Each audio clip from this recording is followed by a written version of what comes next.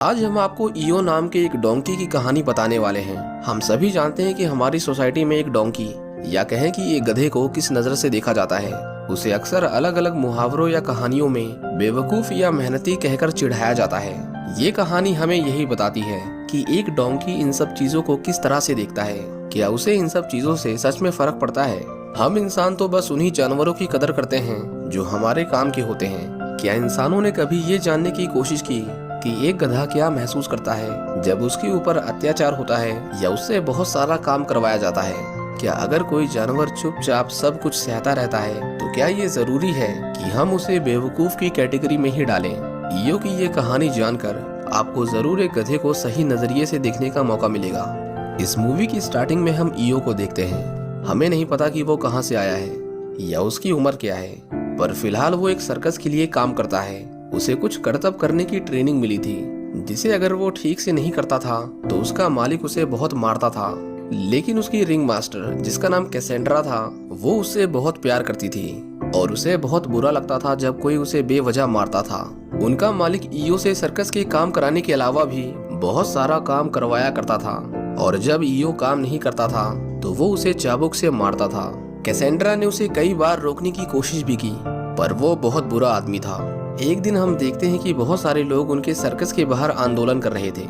वहाँ पर बहुत सारे एनिमल एक्टिविस्ट थे जो सर्कस को बंद करवाना चाहते थे ताकि वो लोग अपने सर्कस में बेजुबान जानवरों का इस्तेमाल न कर सकें। सभी मिलकर उस सर्कस के मालिक को पकड़ लेते हैं और ईओ को आजाद कर देते हैं। सर्कस के मालिक को पता चलता है कि सरकार उसके सभी जानवरों को अपने कब्जे में ले रही है और अब वो दोबारा से कंगाल हो जाएगा। वो सभी जानवरों को ट्रक में भरकर वहाँ से ले जा रहे थे पर मालिक को इस बात की जरा भी चिंता नहीं थी। उसकी आंखों में तो जरा भी शर्म नहीं थी। कैसेंड्रा ईओ से मिलने आती है क्योंकि वो लोग उसे कहीं दूर ले जा रहे थे। वो उसे देखकर रोने लगती है और ईओ भी अपने आंसुओं को रोक नहीं पाता। पर यहाँ सर्कस के मालिक को पता नहीं था कि कैसेंड्रा ने ही अपने सर्कस के खिलाफ कंप्लेंट की थी ताकि ईओ को वो और परेशान न करे। हम देखते हैं कि उसे एक अस्तबल में लाया जाता है जिसका अभी नया नया उद्घाटन हुआ था। वहाँ पर बहुत सारे घोड़े थे। वो सभी उसके अंदर जाते हैं लेकिन ईओ को बाहर ही रखा जाता है। उसके गले में बहुत सारे कैरेट्स की माला थी जिसे ईओ पूरे दिन खाता रहता था। ईओ देखता था कि किस तरह इंसान एक घोड़े की सेवा करते हैं लेकिन उससे सिर्फ वो भारी सामान उठवाने का काम करवाते थे। वो घोड़े जब मिट्टी में भाग भाग कर गंदे हो जाते थे तो एक आदमी उन्हें अच्छे से नहलाता था, उनकी सेवा करता था। पर इस तरह की सुविधाएं ईओ के लिए नहीं थी। एक दिन ईओ कुछ घोड़ों को आपस में एक दूसरे से लड़ते हुए देखता है। उसे लगा कि वो शायद बेकाबू होकर अफरा तफरी करेंगे, इसीलिए वो वहाँ से जाने लगता है। लेकिन जाते वक्त ईओ गलती से उन लोगों की बहुत मेहनत से जीती हुई ट्रॉफीज और मेडल्स को नीचे गिरा देता है। इससे अस्तबल के मालिक को बहुत नुकसान हुआ था।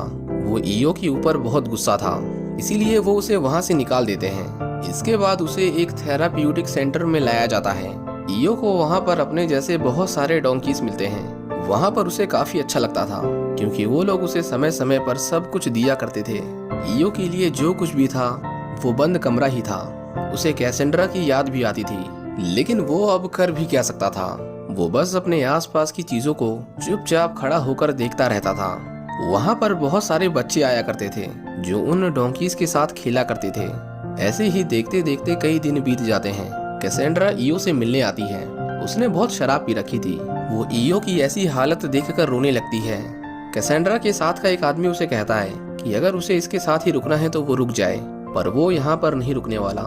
कैसेंड्रा के पास और कोई चॉइस नहीं थी। वो अपने दिल पर पत्थर रखकर वहाँ से चली जाती है। हमें पता है कि आप सोच रहे होंगे कि आखिर एक गधे से कौन इतना लगाव रखता है। लोग डॉग्स पालते हैं, कैट्स पालते हैं, लेकिन एक गधे को कोई पसंद नहीं करता। कैसेंड्रा को ईओ के रोने की आवाज आती है पर वो नहीं रुकती। इसके बाद हम देखते हैं कि वो अकेले ही बैरियर को तोड़कर उनके पीछे पीछे आने लगता है, पर तब तक वो बहुत दूर जा चुके थे। सड़क पर एक तेज कार की वजह से ईओ को सड़क से उतरकर जंगल की ओर जाना पड़ता है। ईओ देखता है कि कुछ शिकारी अंधेरे में वहाँ के जानवरों का शिकार कर रहे थे। इससे पहले वो उसे भी गलती से शूट कर देते, वो वहाँ से भाग जाता है। ऐसे ही बस चलते चलते वो शहर में आ जाता है, लेकिन उसे पता नहीं था कि वो दोबारा कभी कैसेंड्रा से नहीं मिल पाएगा। हम देखते हैं कि एनिमल कंट्रोल वाले उसे पकड़ लेते हैं और उसे अपनी गाड़ी से बांध कर कहीं ले जाते हैं। ईओ मैदान में खड़ा होकर घास खा रहा था। लेकिन तभी एक आदमी उसके पास आता है। उसे लगा कि किसी ने उसे जबरदस्ती बांध रखा है, इसीलिए वो ईयो की रस्सी खोल देता है। ईयो अपने सामने बहुत सारे लोगों की भीड़ देखता है। वो सभी मिलकर एक फुटबॉल मैच देख रहे थे। ये फुटबॉल मैच उनके लिए बहुत इम्पोर्टेंट इवेंट था। उन्हें बस एक गोल की जरूरत थी और वो लोग जीत जाते हैं। लेकिन वो प्लेयर जैसे ही बॉल को किक करता है, दूसरी ओर से ईयो थोड़ा सा शोर मचा देता है। अब उसे क्या पता था कि उसके ऐसा करने से क्या होगा। ईयो की उस आवाज की वजह से प्लेयर का ध्यान भटक जाता है और वो गोल नहीं कर पाता। जीतने वाली टीम को लगा कि वो डोंकी उनके लिए बहुत लकी है और शायद उसी की वजह से उनकी जीत हुई है, पर दूसरी टीम के लोग उस पर बहुत गुस्सा थे। बात यहाँ तक बढ़ गई थी कि वो लोग आपस में हाथापाई करने लगते हैं। दूसरी टीम के लोग ईयो को अपने साथ ले जाते हैं और वो सभी सड़कों पर अपनी जीत की खुशी में रैलियां निकाल रहे थे। लेकिन ईयो को पता ही नहीं था कि उसने ऐसा क्या किया जिसकी वजह से सभी उससे खुश थे। वो सभी देर रात तक पार्टी करते हैं, पर तभी हम देखते हैं कि दूसरी टीम के कुछ लोग जो उनकी जीत से खुश नहीं थे, उस रात उनके घर में जबरदस्ती घुसकर उन्हें बहुत मारते हैं। जब वो सभी वापस जा रहे थे तो उन्हें रास्ते में ईयो दिखाई देता है। वो उसे भी पकड़कर बेसबॉल बैट से पीट पीट कर अधमरा कर देते हैं। मतलब सोचिए, एक बेजुबान जानवर को उन लोगों ने बेरहमी से मारा, वो भी बस इसलिए कि उसने थोड़ी सी आवाज निकाली थी। जब लोगों को इसके बारे में पता चलता है तो वो ईवो को एनिमल हॉस्पिटल भेज देते हैं। उसकी हालत बहुत खराब थी, उसे बहुत बेरहमी से मारा गया था। उस हॉस्पिटल में उसका इलाज किया जाता है। एक आदमी कहता है कि ये तो वैसे भी तकलीफ में है, ऐसे में इसे मरने देना ही ठीक रहेगा। पर वहाँ के डॉक्टर्स की सोच उस आदमी जैसी नहीं थी। वो उसे बचाना चाहते थे। कुछ दिनों के बाद ईयो थोड़ा बहुत ठीक हो चुका था। हॉस्पिटल वाले उसे एक आदमी को बेच देते हैं। वो आदमी लोमड़ियों का शिकार करता था। हम देखते हैं कि उसके यहाँ जो जानवर काम के नहीं होते थे वो उन्हें बिजली का झटका देकर मार देता था। ईयो उन सभी जानवरों की आंखों में डर देखता है। उसे इतना गुस्सा आता है कि वो उस आदमी को जोर की लात मारता है, जिसकी वजह से वो बेहोश हो जाता है। एक दिन उस जगह का मालिक अपने कुछ जानवरों को बेच रहा था।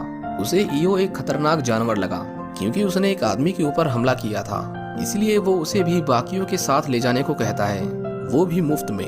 एक आदमी उन सभी जानवरों को ट्रक में भरकर कहीं ले जा रहा था। ईयो को नहीं पता था कि इस तरह वो और कितनी दूर जाता रहेगा। धीरे धीरे वो कैसेंड्रा को भी भूलने लगा था। उस ट्रक का ड्राइवर एक स्टोर में रुककर कुछ खाने के लिए खरीदता है, पर वो देखता है कि एक लड़की उसका पीछा कर रही थी। उसे लगा कि वो शायद भूखी है और वो उसकी इसी मजबूरी का फायदा उठाना चाहता था। लेकिन वो लड़की उसके साथ खाना खाकर वहाँ से भाग जाती है। उसके बाद वो ड्राइवर आराम से बैठकर अपना काम करने लगता है। लेकिन तभी वो लड़की दोबारा से उसके पास आती है और वो एक धारदार चाकू से उसका गला काट देती है। ईयो को उसके तड़पने की आवाज आ रही थी, पर वो कर भी क्या सकता था। उसे इंतजार करना था जब तक उन्हें कोई बचाने नहीं आता। कुछ दिनों के बाद उस ड्राइवर की लाश पुलिस को मिल जाती है। वो सभी जानवरों को वहाँ से बाहर निकाल लेते हैं। उन्होंने ईयो को अलग से एक पोल से बांध रखा था। वहाँ से जा रहे एक आदमी की नजर ईयो के ऊपर पड़ती है। वो देखता है कि वहाँ पर बहुत सारे पुलिस वाले थे। जब वो ईयो के पास आता है तो ईयो उसे देखकर उसके साथ खेलने लगता है। उस आदमी को वो पसंद आया, इसलिए वो सबकी नजरों से बचकर उसे अपने साथ ले जाता है। वो आदमी इटली का रहने वाला था, इसीलिए वो उसे भी अपने साथ इटली ले जाता है। हम देखते हैं कि वो आदमी वहाँ के एक जाने माने चर्च में पादरी था। ईयो कुछ समय के लिए वहाँ पर खुश रहता है क्योंकि वहाँ उसे घूमने के लिए पूरा बगीचा मिला था। लेकिन वो आदमी भी अपने कुछ निजी कारणों के चलते उसे ज्यादा दिन तक अपने पास नहीं रख पाता और आखिर में वो लोग उसे एक बार फिर से बेच देते हैं। लेकिन इस बार किसी ऐसे को नहीं जो उससे मेहनत मजदूरी या बोझा उठवाने का काम करवाए। वो उसे ऐसे आदमी को बेचते हैं जो जानवरों को काटकर उनका मांस बेचा करता था। इटली में डोंकी के मीट को खाना बहुत आम बात है। वहाँ पर उससे बनने वाली डिश को सलामी कहते हैं। ईयो अकेले एक बड़े से झरने के नीचे घूम रहा था, इस बात से अनजान कि आगे उसके साथ क्या होने वाला है। हम देखते हैं कि वो अपने आप को बहुत सारी गायों के झुंड में पाता है। उन सब के बीच में वही अकेला डोंकी था। उन्हें छाट कर अलग किया जा रहा था। ईयो को कोई आइडिया नहीं था कि आगे उसके साथ क्या होने वाला है।